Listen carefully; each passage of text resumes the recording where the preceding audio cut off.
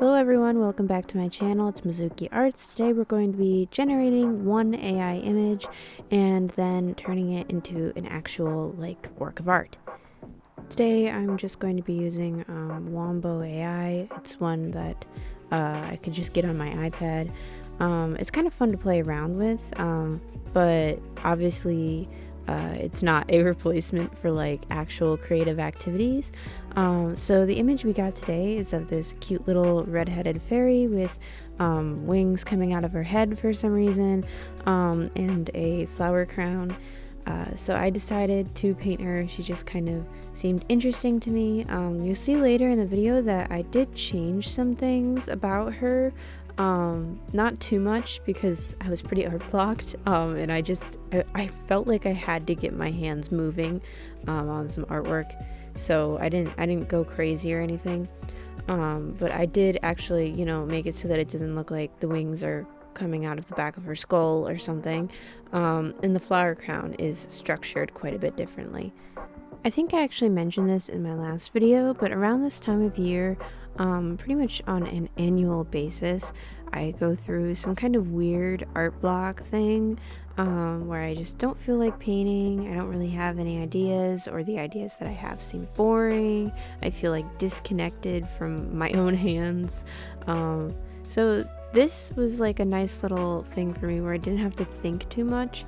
I just had to kind of make like a couple little changes, a couple little decisions, and obviously I get to work in my own style and all that, and I didn't have to put too much thought into it. It was a nice little exercise to get myself painting during a time of year where I sometimes struggle to do that. So if you're someone like me who has a hard time painting in January, I definitely recommend little exercises like this where you can just turn off your brain and play with colors. It was kind of nice to get some ideas for something that I would have already liked to paint, which is something that AI could reasonably be used for. I think there are ways to use AI on the regular without replacing artists or something like that, because I think that's kind of ridiculous to expect AI to make decisions of any kind creatively. However, I think it is useful for getting ideas generated, inspiration, in the same way that an artist might use Pinterest or Google Images to gather different ideas.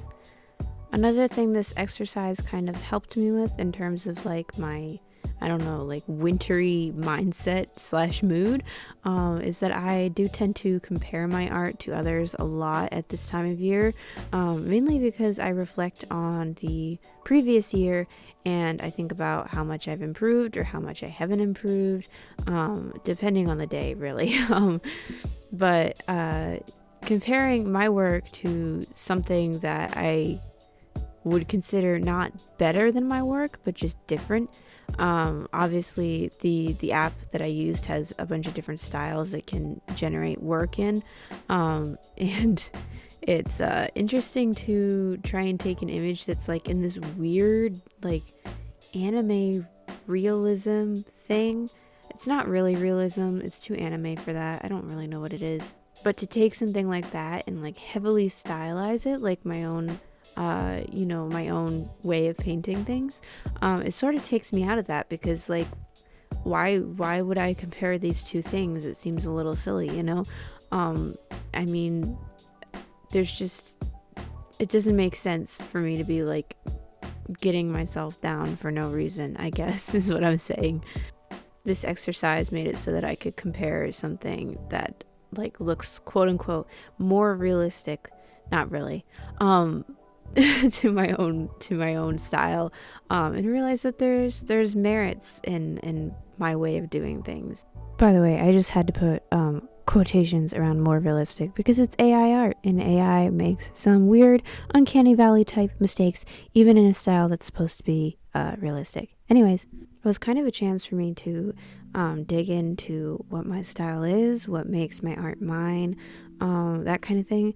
That was something I dealt with a lot in the fall during some of my more intense art college classes, because a lot of the times the professors want you to do stuff that's kind of general or like more realistic, and so it makes me think a lot about work that ends up not feeling like mine because it's for the purpose of filling an assignment's needs rather than fulfilling like myself and my own desire for where I want my art to get.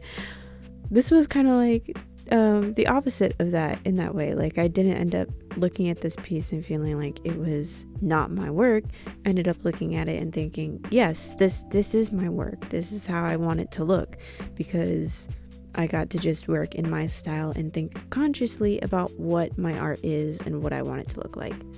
So yeah, I highly recommend. This was a lot of fun. In fact, it was so much fun that I actually recorded the process of a second piece kind of like this that was taken from an AI generated image and then, repainted as my own artwork.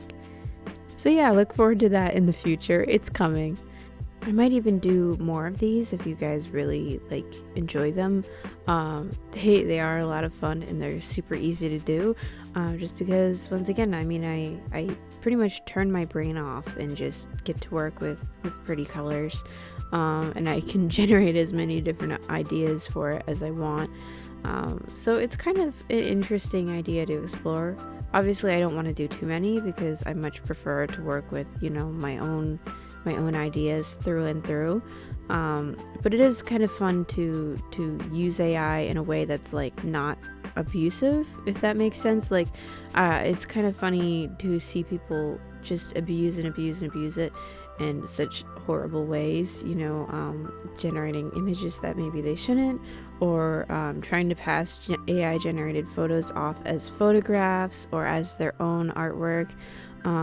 So I think it's important that at the very least people use it appropriately sometimes, because frankly I think this stuff is here to stay, and I understand why all these companies are rushing to try and be ahead of the race with AI, because I think it's probably not going anywhere, and it's probably only going to become more important, which really sucks, because does it really have to be writing poetry and music and making art instead of working in areas that maybe humans would not enjoy working in as much?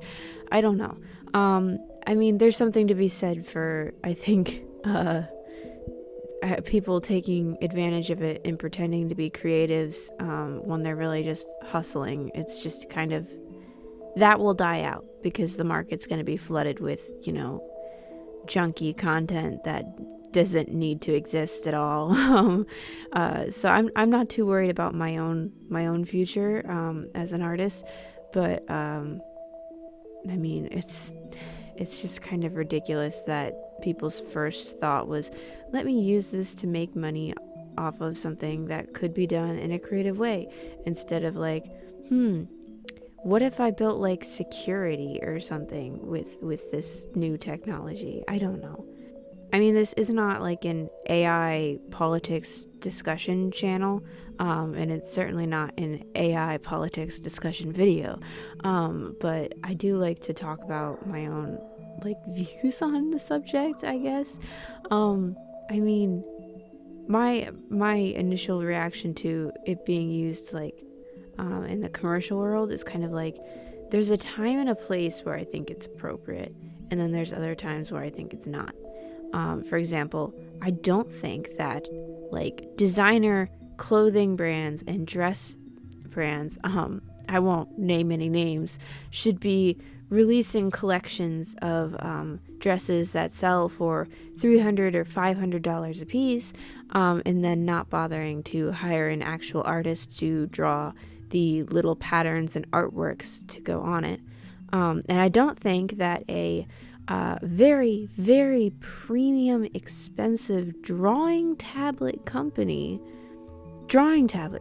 I won't name names, should be, using AI generated art that doesn't require one of their own tablets to make in order to promote their tablets. It doesn't make sense. I think if you want to AI generate some like little supportive assets for like a website, it wouldn't be a big deal. But I don't think AI generated stuff should or can be the centerpiece for either an advertisement campaign or like, a clothing piece. It doesn't work, especially since both of the brands that I'm talking about are on the higher end of price points in terms of their market. The tablet company I'm talking about has tablets that go for over $1,000, and the fashion design company or clothing company or whatever has dresses that go for well over $500, as I mentioned earlier. And I don't think you should be paying premium price for half-baked products. It just doesn't seem correct, and I feel like people are gonna notice when things look a little weird if they're using an item every day, in the case of a piece of clothing, or they're going to notice when a company marketing themselves towards artists is betraying artists actively and repeatedly. But hey, that's just my view on the subject. Everyone's going to have like a different set of opinions and thoughts on the subject, and you can feel free to share those respectfully in the comments. Don't be cruel to each other or anything. Just if you want to share, please share. Anyways, in painting this, I realized just how long it had been since I'd painted a redheaded character, or really just how few I've painted over the years, because I did paint another ginger / redheaded character recently. It's an art piece you guys will see at some point soon on my Instagram. It might be up on my Ko-fi, I don't really remember. But anyways, I think it's one of the more neglected hair colors in my art, which I think is sad, because I work with a lot of greens, and I think red hair looks beautiful with green. I think it looks awesome with pink too. So I'll try to paint more, I think, because it is a beautiful hair color, and it's become much appreciated in the last few years, I think. Aside from enjoying this character's gorgeous hair, I also tried to give her more of an expression than the original image has. That is one of the problems with AI art, is it just references so many faces that it kind of becomes neutral. And I think there's already a lot of neutral faced art out there to begin with, that it's probably melding together into this very bored looking character. So I tried to give her more of a soft look. She's still very neutral, but she has kind of a soft smile to her, so I feel like she has more personality than she did originally. I also decided not to paint the full image with the weird abstracted green background, just because really I don't paint a lot of bust up paintings with a background. It just doesn't make a lot of sense to me to pour that much time into a piece that doesn't have a lot going on in it, I'd much rather take the time to put that kind of love into a full body image, or even thigh up, anything that has a little bit more of the character shown. I would probably bother with a background, but a bust shot like this, probably not, which is why I just decided to do the part that was fun for me, which is the fairy herself. That being said, I did make a few mistakes while working on this, or at least decisions that seemed better at the time. For example, I think I made her neck too long. I was kind of trying to reach back into some of the way my style used to look, where I did exaggerate the length of the neck more, but I kind of wish I hadn't. It just makes her head look pretty small, so I wish I hadn't done that, but I'm not saying it looks bad or anything. It's just not how I think my style is now. And I wish I had done the line art at my desk, because when I was working on this, I was kind of all like bunched up on a cozy chair, which was nice, but that did mean that the inking that I did had some mistakes, and I feel like those mistakes are especially visible on like her wings. Like they just look like weirdly shaped and not quite right. So if I had been sitting at my desk for that, I think it would have been better. Obviously when it was time to paint, I went to my desk and was like, yes, let's record this. I'm ready. Let's go. But I think if I had given the line art that attention, it would have been all the better. This was a piece that came together rather quickly though, especially after I got through the initial like very stiff, awkward sketching and line art. It didn't take me very long at all. I think I worked on this piece for maybe like 3 hours in total. I'm not really sure, but it wasn't like a super difficult process, since I didn't really have to do a lot of like research for inspiration at all. I just kind of like, took what I saw in the image and changed it a little bit. The only real like thinking in terms of like translating this image that I had to do was changing the mistakes that the AI had made. Like I mentioned, I moved the wings down so that they look more like they're coming out of her back than like her head. Not saying that, wings coming out of a person's neck or head couldn't be an interesting concept. However, it's clearly not intentional when it's done by an AI, because AI can't have intentions. And then I took the flower crown that was pretty overworked looking. I'm not sure if you guys can see it on the little picture in the corner there, but there's like a lot of sticks woven into the flower crown, like a lot more than there should be considering how sparse the flowers are. And I changed that. I just kind of made it so that you couldn't see any sticks or stems or anything, just because it was so over painted. I feel like that's the best way to describe AI work. Like there's overcorrection and overwork, which is essentially when a piece is like done to death, like there's too many details that don't really make sense, and it kind of flattens the image or makes it kind of distracting. Obviously AI images are not the same as artwork, so take what I'm saying here with a grain of salt. But yeah, I feel like that's kind of like the main difference, visually speaking, and how I went about making decisions for my version of this fairy. Just changing what I felt like was unnecessary and obvious mistakes, just things like that. Just want to put in a little life update, because I do this in every single video that I make, it feels, and it's kind of fun to share. So I just started my semester, my spring semester. I'm in 3 studio classes, which should be a lot of fun. I think I'll be pretty busy, but maybe not as busy as last semester, because I had 4 classes last semester and that was a little chaotic.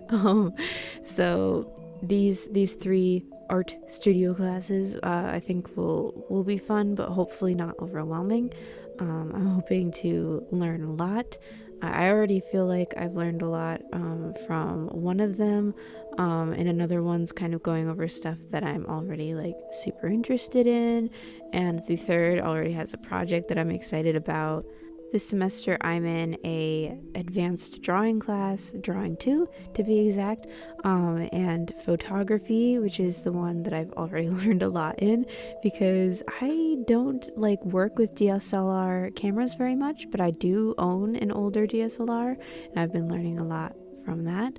And then the third class is another sculpture class, and right now we're learning about plaster and mold making. And for those of you who don't know, I used to sculpt polymer clay dolls, and I always wanted to mold and cast one. So learning about mold making is up my alley, and it applies to me because I might be able to take what I learn and apply that to my interest in doll casting. And the advanced drawing class already is like moving super fast. We've already got projects going, both of which are very, very interesting. So I'm excited to move forward with all of those. I've thoroughly enjoyed my time in college, even though it can be a little bit hectic and stressful, and maybe just a touch expensive. But it's really, like, it is a lot of fun, and I'm meeting a lot of really cool people, which is really great. I'm also like almost through my current sketchbook, and by that I mean I've got a lot of unfinished artwork in it, but it counts. I've got to probably work in it for a while longer and try to finish up as much of that work as I can. Oftentimes I'll have days where I struggle to want to paint, but I'll want to sketch or do line art instead.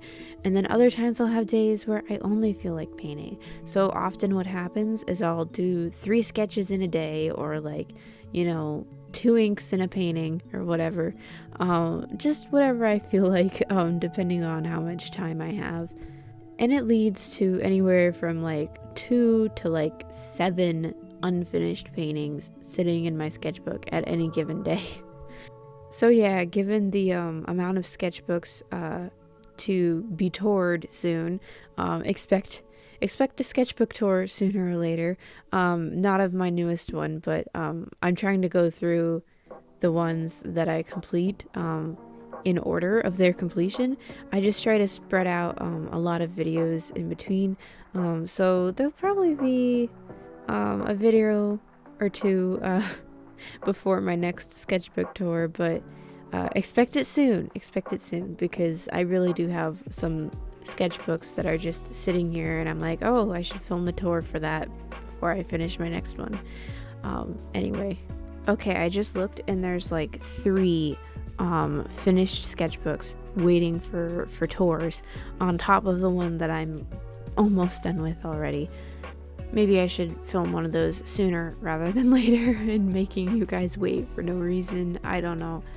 Mark my words, it's coming. It's on its way. Just, give me a little time first. Give me a little time. I've already got another video, the second like AI to art video on its way, so it might be a little bit. I also want to take a second to talk about my shop and how it's been doing this month. So I believe I've touched on this before. I'm just not sure if it was here on YouTube or like on my Instagram story or something. I don't really know. But December was a pretty big month for my shop, as was November. And October was bigger than any of the summer months too. So really those 3 months were big for me. And of course they're big for a lot of shops, because that is like the season when people are buying gifts for Christmas and all that. But even this month was pretty big for me. So I just want to say a quick thank you to everyone who has supported my shop. I did buy a printer and I released a whole bunch of prints. So you can go and find those in my shop. They're all fairies. So if you're here watching this video, enjoying the fairy content, you should know that it doesn't have to stop, and you can put it on your walls or on a water bottle or laptop, because there are also stickers. They're not stickers made with my printer because I don't have a Cricut too, but they're stickers, and they're nice stickers. People like the stickers. People like the prints too. So there's a link down below. Thank you for your support. Go check it out. Also, you should know that it's free shipping over $20. So that's a big deal. That's a good yeah, you should go buy a thing or something. I don't know. Was this advertising? I don't know. not really. I don't think I did a very solid job with that, but go check them out. Go check them out, especially if you like fairies. Go do that. I actually plan to release new prints probably in February because, in spite of my creative drought, I have created a few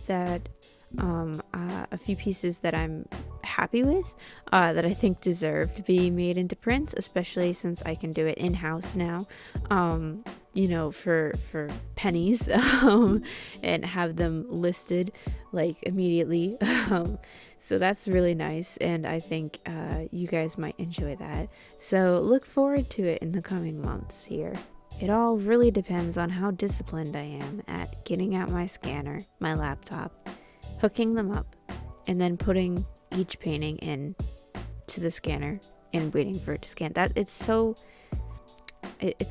It can happen so much faster now that I'm doing it right here, and I don't have to go online and order like 20 of each design in order to make it happen. Because that gets expensive and that's a huge risk. Whereas now, since I have the printer, I can try tons of different designs and just print the ones that sell, if that makes sense. So that'll be a lot better for me, and I think a lot more fun too. I've already enjoyed printing things out, not just for my shop, but I also printed out a birthday card for my grandmother. It did feature my artwork, which was upon my parents' request. I didn't just do that, but yeah, she loved it, and I had a lot of fun playing with my printer in that regards, and it's been a great tool for me too. I'm really enjoying sending out the prints to you guys and seeing the photos of them displayed or framed in some way. It's great. It's a lot of fun for me. On screen you can see I decided to add some purple flower glitter, because personally I just felt like the piece was not complete without it. I do think it kind of changes the feel of the piece in comparison to the original. The original has like a very green atmosphere. A lot of the like colors are very neutral, and I mean they're bright, but they're not bright in the sense that I'd think purple would look good with them. However, with the way that my piece turned out, I did think purple would look good, and I can now say with confidence that I think it does. I think it's super cute, and I like that she now has like little flowers sprinkled throughout her hair. So yeah, this was a lot of fun for me. And I'm just using like Elmer's glue on the end of a paintbrush, like the handle end, to kind of put it in place, and then I just tapped the glitter on. So yeah, this piece is done. I had a lot of fun, and I think this kicked my art block to the curb.